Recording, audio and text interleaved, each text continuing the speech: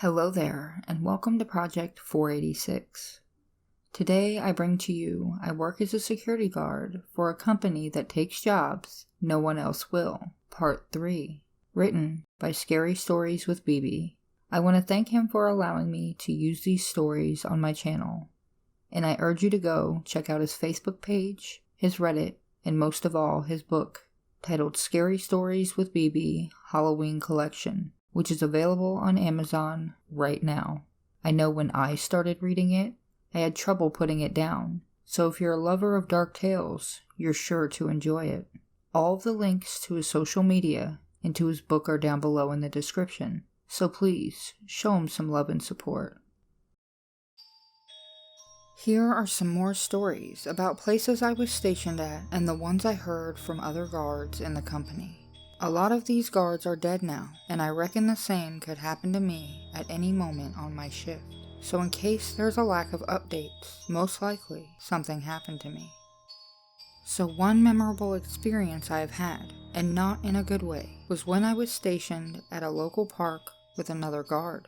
The park wasn't too big, had a playground, running track which wound in a circle around the park itself, and a tennis court. Everywhere else around were thick trees, so following the running track gave a very convincing impression of being in a forest away from civilization. My coworker and I were to start our shift in the park at 7 p.m. and would end it at 7 a.m. There was a tiny guardhouse near the entrance, which we would spend most of our shift in, and every 2 hours we would go patrolling around the park, very strictly following the running track where the path was illuminated. We were given a heavy-duty flashlight and a backup torch in case the main one runs out of power.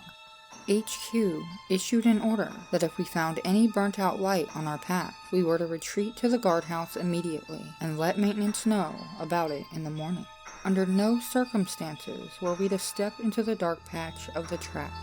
This one night, I was doing my rounds around the park when all of a sudden I hear my partner's voice. He simply shouted, "Hey, help me," from a distance. I couldn't tell where it was coming from, so I called out to him, moving my beam across the trees beyond the path. Now the light we were given is able to penetrate darkness so well that you could see at least 100 meters in front of you. But when I illuminated the area my partner's voice was coming from, there was nothing. Moreover, the voice seemed to change the positions it was coming from. He yelled again, "Hey, help me!"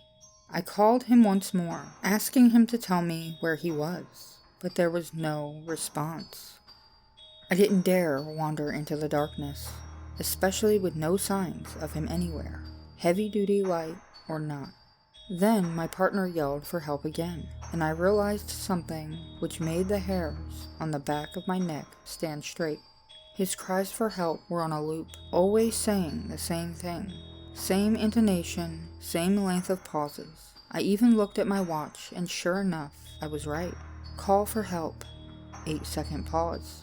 Call for help. 8-second pause. I then realized how suddenly quiet everything was. Usually the park was somewhat loud at night. Crickets, owls, etc. Now it was so silent I could hear my own heart thumping. I turned around very slowly and walked out of there, doing my best not to sprint as my partner's looping cries for help persisted almost halfway until I was back at the guardhouse. When I finally got back, my suspicion was confirmed, and my partner was there, visibly confused as to what I had just told him. We called HQ to report suspicious activity, and in no less than 5 minutes, a vehicle pulled up at the entrance.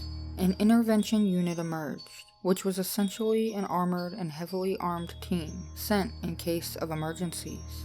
I was questioned by the team leader for the next hour, where the others went to the scene where I had heard the voice of my coworker. My partner and I were escorted out of the place, and the following morning we were told that the park contract was voided by the company and we no longer needed to go there. I don't know anything else though, because right after that, I returned to my original post, back at HQ. I spoke to a former intervention unit member who had worked for the company for over 5 years. He said that some of the shit he had seen was unimaginable, and he was willing to share some with me. For instance, this one time they got a call from a residential building they were securing that there were strange noises coming from one of the rooms. The team arrived on the scene and questioned the guard who reported the incident. Apparently his job was to make sure no one entered room 416. He explained that the room itself was unoccupied, but that noises would be heard constantly between 2 a.m. and 3 a.m. Usually those noises would include childlike giggling, loud footsteps, bouncing of something on the floor, etc.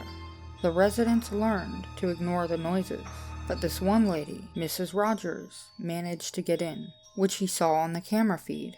Now, the intervention unit was told not to go in after anyone after 20 minutes had passed, but they still had time, so they rushed to the room. The guy who was telling me this said that as they approached the room, they heard voices, like a group of people trying to talk in hushed tones. He explained that it sounded like kids in school when they were trying to whisper, but were unintentionally loud enough for others to hear. As soon as they touched the doorknob, the voices stopped in unison.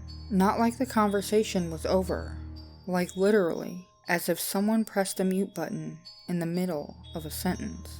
They burst inside the empty room, which looked like no one stepped inside for years, weapons raised. No one was there, and as they're standing there, completely silent, they hear a barely audible wheezing sound from above. They all look up, and as they do, they freeze. The guy who told me this said that what he saw still keeps him up at night sometimes. Mrs. Rogers was standing on the ceiling like a spider on all fours, craning her head so much they thought her neck was broken, and she was looking directly at the unit upside down, wide-eyed. Spit was occasionally dropping from her mouth to the floor as she was wheezing. Her fingers had somehow mutated into long claws. Then, without any warning, Mrs. Rogers had managed to jump down on one of the team members in the blink of an eye, and gunshots ensued. He said that by the time they were done shooting, 2 more members were down, and Mrs. Rogers had hundreds of bullet holes in her body and head and was no longer moving. He encountered similar scenarios after that, but never came so close to dying again. The building residents were evacuating from the building indefinitely the next day, and the official story given was that there was toxic fungi located within the building. The final story I'll share here is going to be the one I was told by another guard who went missing later on. He was stationed at a private school, and it had a set of very strict rules they had to follow. First off, there were 10 guards in total in each shift, and each of them were assigned to a classroom. Their job was to count all the students after the classes were over. Should any of the students go missing, they were to call HQ immediately. Now comes the weird part. One day, the guard who told me his story counts all the kids in class, and the final number doesn't add up. Instead of 32 students, he has 33.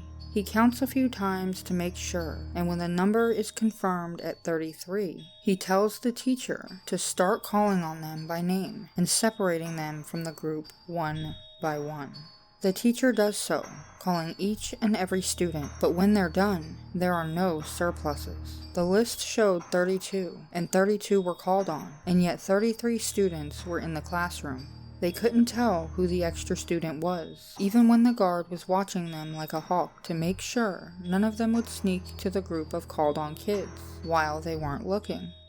Baffled and unsure what to do, the guy tells the teacher to keep an eye on them while he contacts HQ. Already feeling silly for contacting the higher-ups over an extra student rather than a missing one, he expects HQ to scold him for calling about something like that.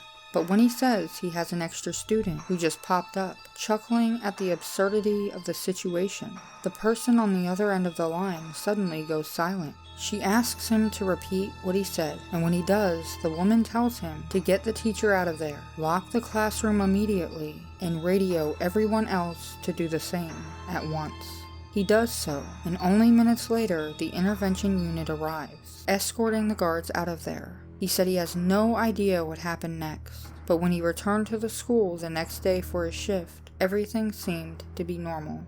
No one really knows what the company is dealing with here. Not even intervention was told what these encounters are, since it seems to be a very strict need-to-know basis. One thing's for sure though, when I hear some of the stories from other guards, I realize how lucky I got to run into some of these creatures and live to tell the tale.